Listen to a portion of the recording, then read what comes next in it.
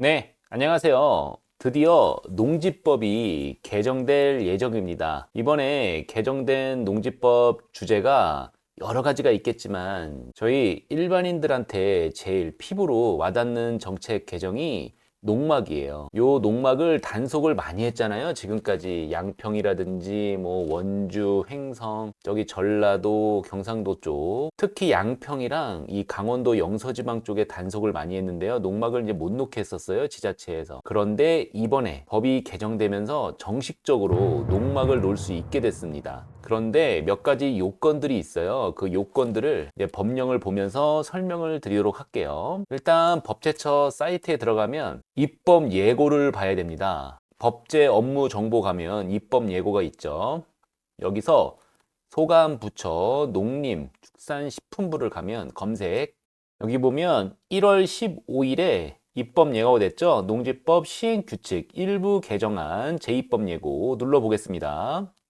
예고 기간은 1월 15일부터 1월 20일. 예, 이렇게 입법 예고가 돼 있죠. 드디어 농막을 정식으로 설치할 수 있게 되었습니다. 농막의 부지가 농축산물 생산 시설로서 농지의 범위에 포함되기 위해서는 가설 건축물, 건축법에 맞아야 된다는 내용입니다. 농지 대장에 등재되어야 하고 농촌 체류용 쉼터 이렇게 나오죠. 이게 농막하고 다른 거예요. 요거까지 신설이 됐는데 33제곱미터까지 가능해요. 그 전에 농막은 20제곱미터까지 가능했거든요. 6평, 이제 10평까지 가능하다는 얘기예요. 요런 거는 제가 법령 개정안 보면서 자세하게 설명드릴게요.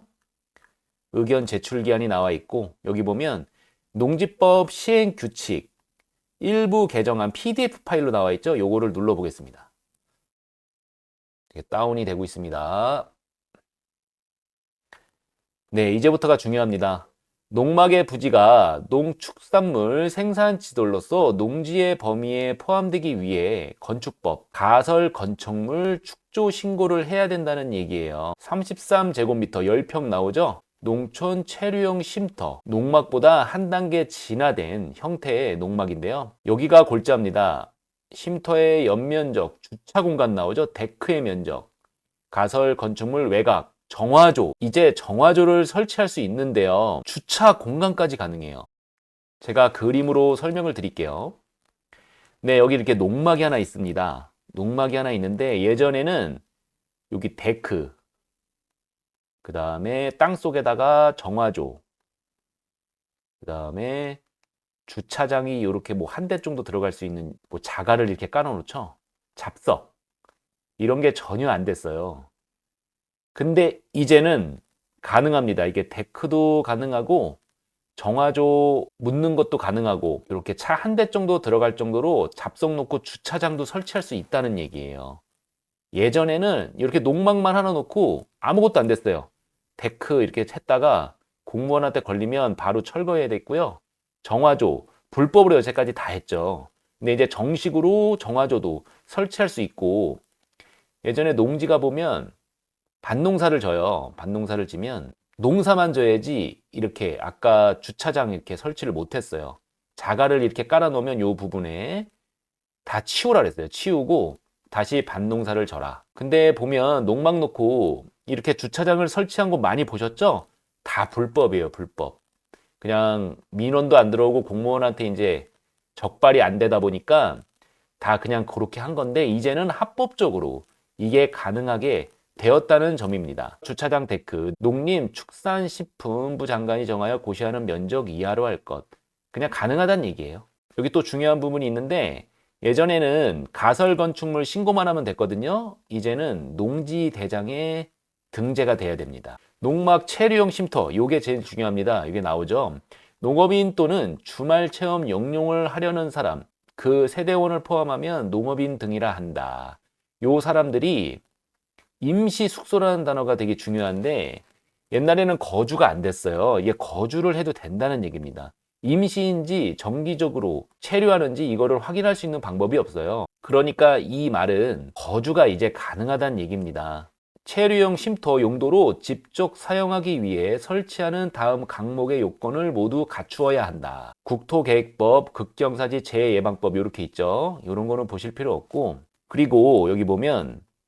가설 건축물의 안전 기능 환경 및 미관을 고려하여 3회 이상으로 정할 수 있다. 이게 체류형 쉼터나 농막 설치 기간을 얘기하는데, 기본적으로 가설 건축물은 3년의 존치 기간이 있어요. 이거를 3번 연장할 수 있는 거거든요. 그러면 9년이잖아요. 그러면 여기서 중요한 게 9년이 지나면 철거를 해야 되냐? 아닙니다. 여기 잘 보세요. 3회 이상으로 정할 수 있다. 10년, 20년도 가능하다는 거예요.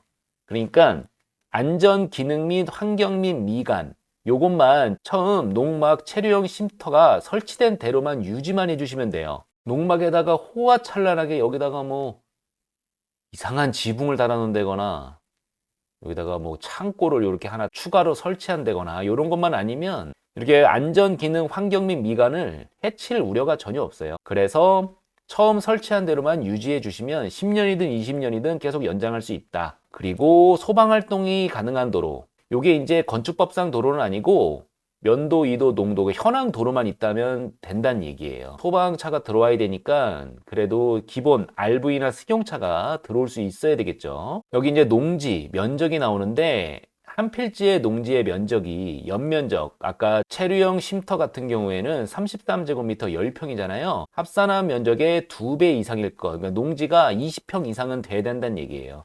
근데 대부분 농지를 20평 정도 사는 사람은 거의 없죠. 경매 빼면. 그래서 100평 정도가 다 넘기 때문에 이 면적 기준은 크게 신경을 안 쓰셔도 됩니다.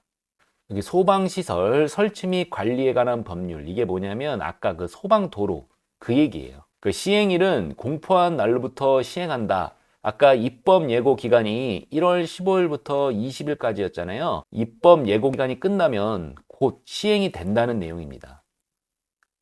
네, 이렇게 밑에 보면 아까 현행법이 있고 개정법이 있죠. 이렇게 쭉 나와 있습니다.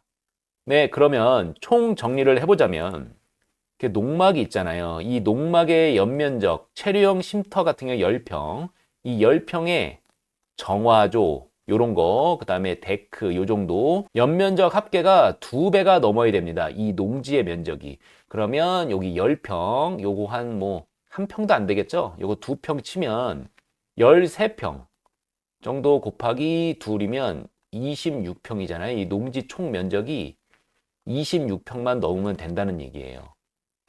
그리고 중요한 게 이제 데크 연면적이 안 들어가고요. 정화조 설치 가능하고 주차장 1대 정도 될 수 있는 공간으로 만들 수 있다는 겁니다. 주차장을. 여기다가 잡석 이렇게 깔아도 돼요. 주차장으로. 그리고 체류형 쉼터는 10평이기 때문에 이렇게 복층으로 올릴 수 있다. 이제는. 예전에는 농막 복층 많이 보셨죠? 다 불법이었어요. 왜냐면 복층을 만들려면 여기를 한 3평 이렇게 3평 만들어야 되는데 너무 작습니다. 너무 작아. 화장실 만들 수도 없고 거의 주방 공간도 안 되고 그냥 이렇게 독방처럼 독방 2층으로 올리는 겁니다. 거의. 근데 이제 10평이기 때문에 6평 올리고 4평 정도 이렇게 올릴 수 있어요. 여유롭게. 그리고 도로는 건축법상 도로는 붙어 있을 필요는 없고 현황도로, 농로도로만 연결되어 있으면 가능합니다. 소방차가 들어올 수 있는 도로 정도. 그러니까 현황도로만 있으면 다 된다는 얘기입니다. 네, 이렇게 2025년도 농지법이 개정된 특히 중요한 요 농막 체류형 쉼터 법령 개정안에 대해서 알아보았습니다. 그럼 다음에도 농지법이나 토지에 대한 법령이 개정될 때 그때그때 찾아와서 여러분들한테 좋은 정보 드리도록 하겠습니다. 감사합니다.